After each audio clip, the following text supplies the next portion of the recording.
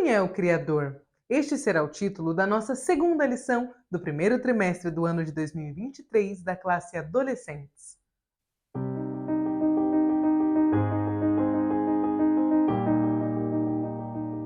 A paz do Senhor, querido aluno e professor da Escola Bíblica Dominical. Eu sou a irmã Damaris, sou professora da IBD, da congregação em que sirvo ao Senhor aqui na Assembleia de Deus em Curitiba. E hoje eu estou aqui para que nós possamos meditar juntos nesta segunda lição da classe de adolescentes, em que nós falaremos a respeito de quem é o nosso Criador. Hoje nós teremos o privilégio de meditar na grandeza do Deus que nós servimos. Mas antes de nós entrarmos na nossa aula propriamente dita, eu gostaria de pedir que você deixasse o seu like neste vídeo, me ajudará muito. Gostaria também que, caso você não seja inscrito, primeiramente, seja muito bem-vindo aqui neste canal. Eu gostaria de pedir que você se inscrevesse aqui e, se você quiser, deixe o seu comentário, me conte se você é aluno ou se é professor da classe de adolescentes, de onde você está me assistindo. Será uma alegria poder responder a sua mensagem. Vamos então para a nossa aula. O nosso título, como eu falei no início da lição, é Quem é o Criador? E a nossa leitura bíblica, que é o texto-chave da nossa lição, está lá em Jó, no capítulo 38, versículos 4 ao 18. Lembrando sempre que é importante que nós estejamos com a Bíblia aberta no livro de Jó, no caso, que é desta lição. Sempre o texto que nós leremos com os nossos adolescentes não está inscrito nesta lição, tá, de adolescentes. Então é importante que você, professor, esteja aí com a sua Bíblia aberta no texto que você vai ler juntamente com os seus adolescentes. A mensagem, o texto base da nossa lição, está lá em Deuteronômio, no capítulo 10, versículo 14, e nos diz assim: Os mais altos céus são de Deus, o Senhor. A ele pertencem a terra e tudo que nela existe. Olha só, que maravilha de Deus! Hoje eu estou muito feliz em poder, juntamente com você, conversar um pouquinho a respeito desta aula, porque enquanto eu a lia, eu ficava maravilhada. Eu estou agora fazendo a leitura bíblica anual e lendo o livro de Gênesis e pensando na grandeza do Senhor, em tudo que Ele fez para nós. Nada mais propício do que então falarmos a respeito de Deus como nosso Criador. Bom, os objetivos da nossa aula são 3. Primeiro, explicar a grandeza do Criador e o que é ser transcendente. Segundo, demonstrar que Deus pode ser conhecido. Terceiro, incentivar os adolescentes a conhecerem a Deus. Olha só que maravilha! Uma boa sugestão é iniciar a aula perguntando aos nossos adolescentes como eles conseguem ou como eles podem descrever a Deus. Quem é Deus para eles? É uma boa ideia, professor, que você faça essa pergunta a eles, porque é muito importante, primeiro, que as nossas aulas sejam mais didáticas possíveis, para que também os nossos adolescentes possam participar da aula. Às vezes, só um minuto. Peço perdão, eu estou com a voz um pouquinho difícil ali, arranhadinha. Aqui, caso vocês não saibam, eu sou aqui da cidade de Curitiba e aqui nós temos dias de 29 graus e dias como hoje, que do nada começou a chover e já estamos com 18 graus. Então, assim, a voz, ela fica bem danificada, prejudicada, por conta dessas várias alterações de clima. Mas Deus vai nos dar graça, nós vamos chegar até o final da aula. É uma boa ideia nós sempre perguntarmos aos nossos alunos, iniciarmos a nossa aula com uma pergunta, porque os adolescentes, alguns deles, sofrem daquele probleminha de ficarem muito quietos na aula. Isso nunca é bom, porque é uma aula. Então não é um monólogo, é para que seja um diálogo, é para que a gente consiga conversar com eles. E também quando eles falam, nós conseguimos ter uma ideia do que eles estão entendendo, ter uma ideia do que eles ainda não compreenderam, e eu acho que assim fica mais fácil de nós prepararmos a nossa aula. Então pergunte a eles como eles podem descrever a Deus. E agora, depois que você fizer essa pergunta, nós vamos lá para o descobrir, para a nossa introdução. Olha só o que diz a nossa introdução. Você já parou para pensar na grandeza de Deus? Diferente de nós, ele não pode ser medido, ele não teve início e ele não terá fim. A plenitude do conhecimento da natureza de Deus está além da capacidade do entendimento humano. Isso quer dizer que, embora Deus se revele ao ser humano, ao mesmo tempo não podemos conhecê-lo plenamente. Sim, Deus se deu a conhecer por meio de qualidades reveladas em sua palavra. Agora, disponha-se e venha conhecer mais do Senhor. Ou seja, que nós estamos diante de um convite aos nossos adolescentes para que nós possamos conhecer mais de Deus. A primeira coisa que fica bem clara aqui é que Deus não pode ser medido. É que nós não podemos também conhecê-lo na sua plenitude, ou seja, na sua totalidade. Por quê? Porque a mente humana não consegue compreender, dimensionar a grandeza de Deus. Nós conseguimos até um certo ponto. Quando a Bíblia fala, o Senhor, né, utiliza Moisés para escrever o Salmo 90, ele diz: de eternidade a eternidade tu és Deus, é justamente porque Moisés não tinha mais como medir, como traçar o cumprimento de Deus, o início dele ou o fim dele. Então ele diz assim: olha, a eternidade é algo que não tem fim e não tem começo. Portanto, eu só posso categorizar o Senhor dizendo de eternidade, ou seja, de algo que não tem fim, não tem começo, até um outro algo que não tem fim, não tem começo, portanto, de eternidade. A eternidade, o Senhor continua sendo Deus. Moisés estava justamente dizendo aquilo que nós também podemos dizer: Senhor, eu não compreendo o Senhor na totalidade. Eu não consigo dimensionar o seu início e o seu fim, porque o Senhor realmente não tem um início e um fim. Mas a minha mente humana, ela deseja que tudo tenha um começo e um final. Portanto, como a minha mente não alcança a sua grandeza, eu prefiro dizer que de eternidade a eternidade tu és Deus. Aleluias! Como é maravilhoso nós podermos falar da grandeza do Senhor que nós servimos. Então agora nós vamos aqui para o Hora de Aprender, para o início da nossa lição, e aqui nos fala que a Bíblia descreve a grandeza de Deus, que as qualidades fantásticas e impressionantes dele estão citadas na Bíblia. Então veja só, o Criador não pode ser comparado a nada daquilo que já foi visto ou imaginado. Entretanto, ainda assim, apesar de nós não conseguirmos limitá-lo, de nós não conseguirmos compreendê-lo, as Escrituras nos convidam a conhecê-lo. Olha que coisa maravilhosa de nós, professores, tomarmos consciência e podermos passar aos nossos alunos. Nós não compreendemos o Senhor na totalidade. Nós jamais conseguiremos compreendê-lo enquanto tivermos este corpo, esta mente limitada. Porém, ainda assim, apesar da nossa pequenez, o Senhor nos convida a conhecê-lo, a descobrir o que for possível a respeito de quem Ele é. Como o nosso Senhor é maravilhoso, não é mesmo? O primeiro tópico nos diz assim: a transcendência do Senhor. E dentro, né, do primeiro tópico, o subtópico número 1, nos fala sobre o que é transcendência. Bom, essa palavra se refere àquilo que vai além da imaginação humana. Então, quando nós chamamos Deus de o transcendente, nós estamos dizendo aquele que eu não consigo compreender, aquele que foge o meu entendimento, aquele que está além da minha compreensão. Isso significa transcendência. E Deus é o nosso ser transcendente, aquele a quem nós nos referimos quando dizemos que ele é eterno, que ele é perpétuo, nós estamos falando que ele é transcendente. Veja só, apesar da grande capacidade do homem de pensar, há muitas coisas que estão além do conhecimento. Por exemplo, o pleno funcionamento da Terra e os seus movimentos de rotação e translação, como tiveram início e como continuam sem pará-la ao longo de milhares de anos. Além disso, há ainda a complexidade do corpo humano, com seus trilhões de células e a gigantesca engenharia por trás do funcionamento do cérebro. Isso sem mencionar os mistérios da vida natural que ainda não foram nem descobertos. Veja só a grandeza de Deus. Eu citei aqui apenas algumas das coisas que geram a maior quantidade de estudo ao longo de milhares de anos na humanidade. Ainda assim, até hoje, os cientistas não conseguem colocar um ponto final em muitos desses estudos, porque o Senhor fez tudo isso. Veja, se você consegue, assim, pelo menos imaginar o tamanho de um Deus que fez o cérebro humano, que fez o nosso olho. Eu sempre digo, quando eu vou falar para os adolescentes em palestras a respeito de que Deus jamais erraria o nosso sexo, né? Jamais determinaria errado que uma pessoa seja homem ou mulher, por um motivo muito simples. Veja só, tá vendo o seu dedo? Se nós não tivéssemos essa sobra de pelezinha no meio do nosso dedo, nós não conseguiríamos abrir e fechar o nosso dedo.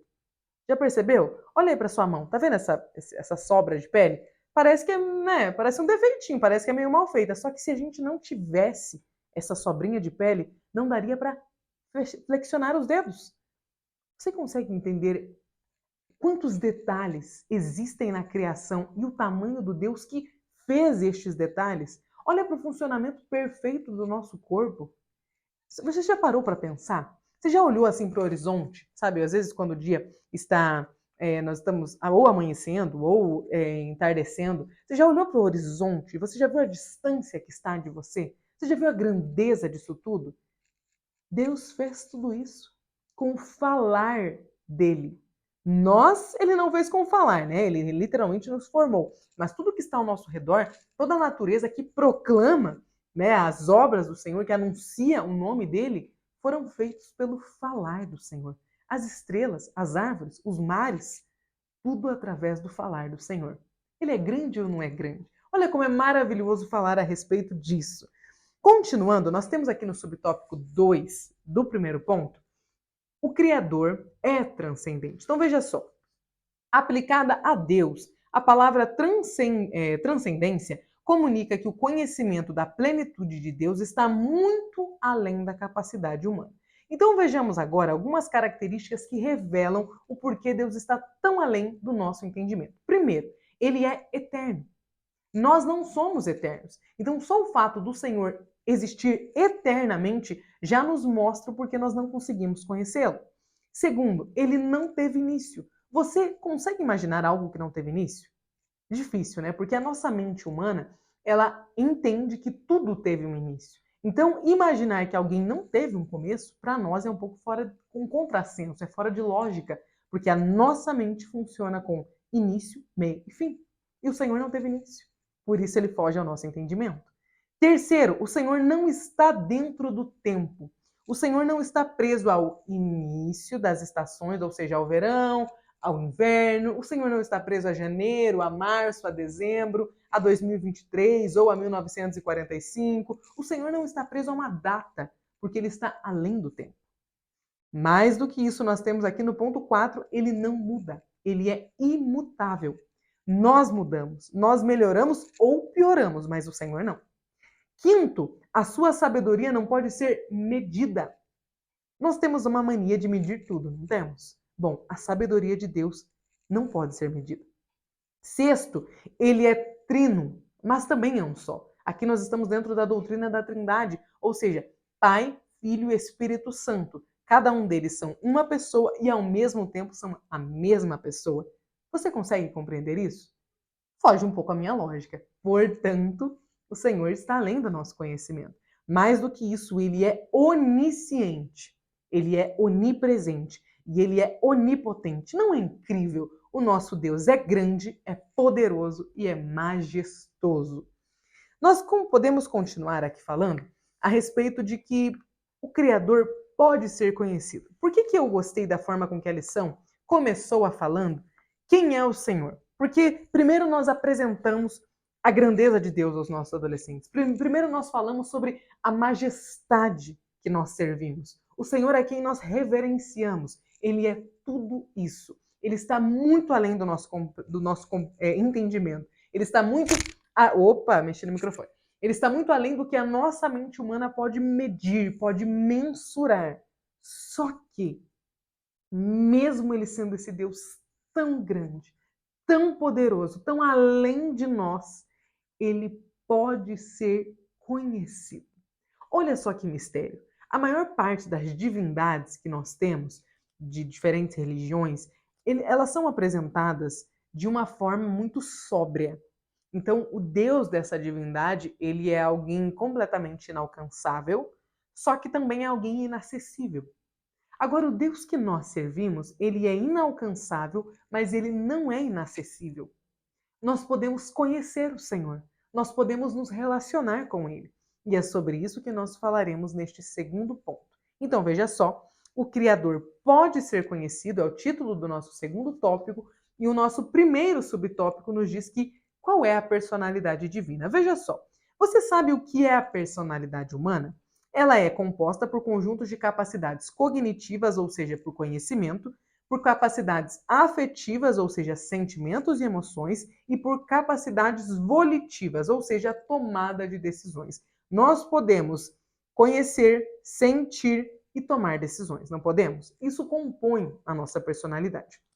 Quando afirmamos que Deus é uma pessoa, estamos apontando que ele tem todos os atributos da personalidade, ou seja, o Senhor também pode conhecer, o Senhor também pode sentir e ele também pode tomar decisões. É aí que está a nossa imagem e semelhança. É neste ponto que nós parecemos com o nosso Criador. Veja que Deus não é como uma divindade retratada no panteísmo, que é confundida com a própria criação. Deus não é tudo, não é o universo, não é uma energia. Não, não. Deus é uma pessoa.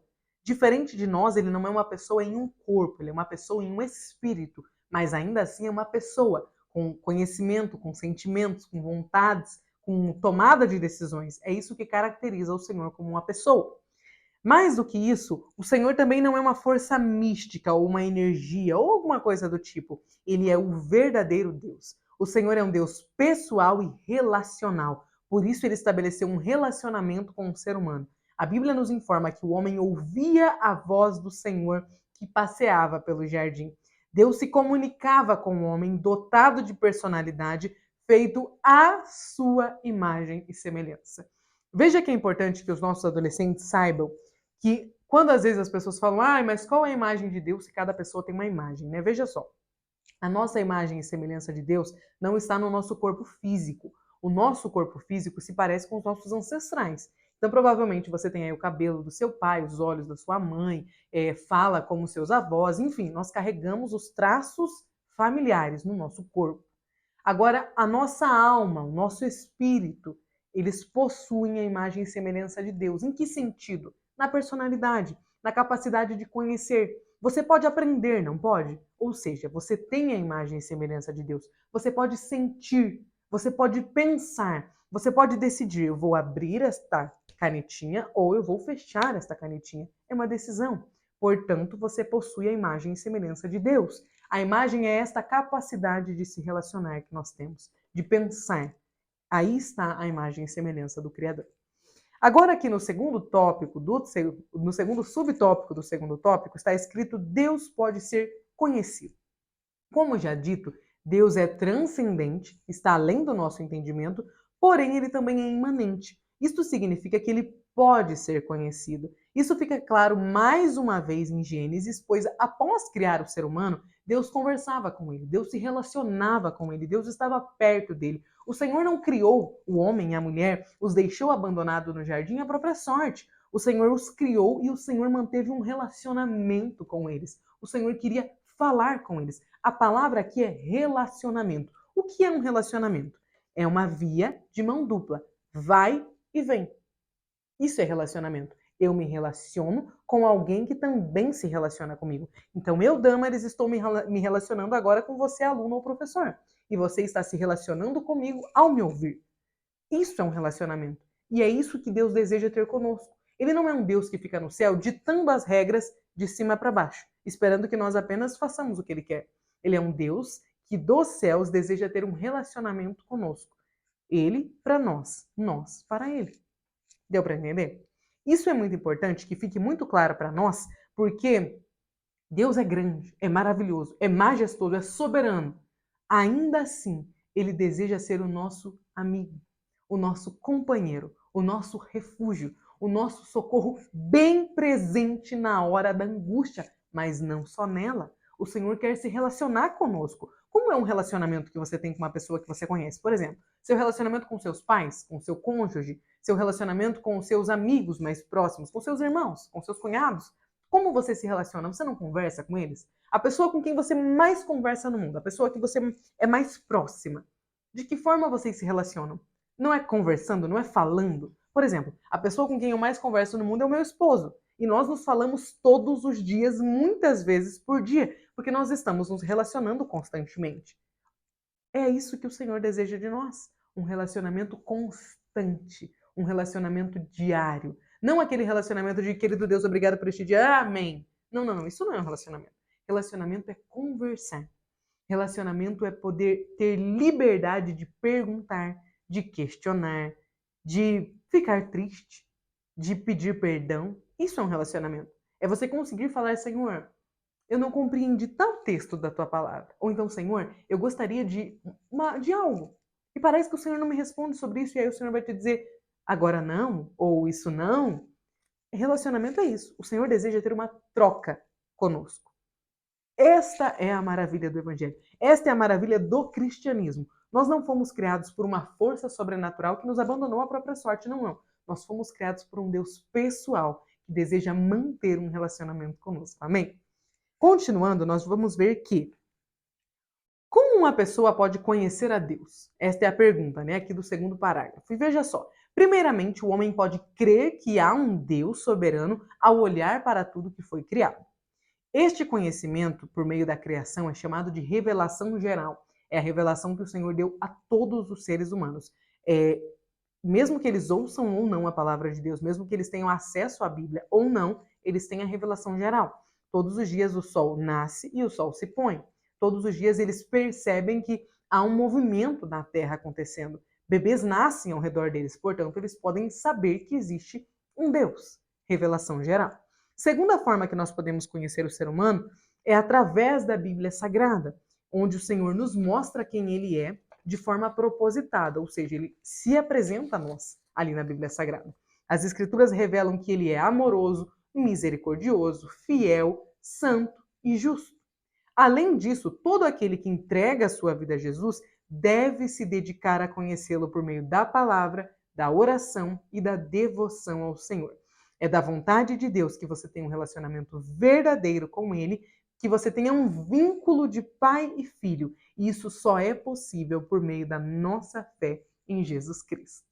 Agora nós vamos para o terceiro tópico, que vai nos falar que o Criador foi revelado por Jesus Cristo. Veja só.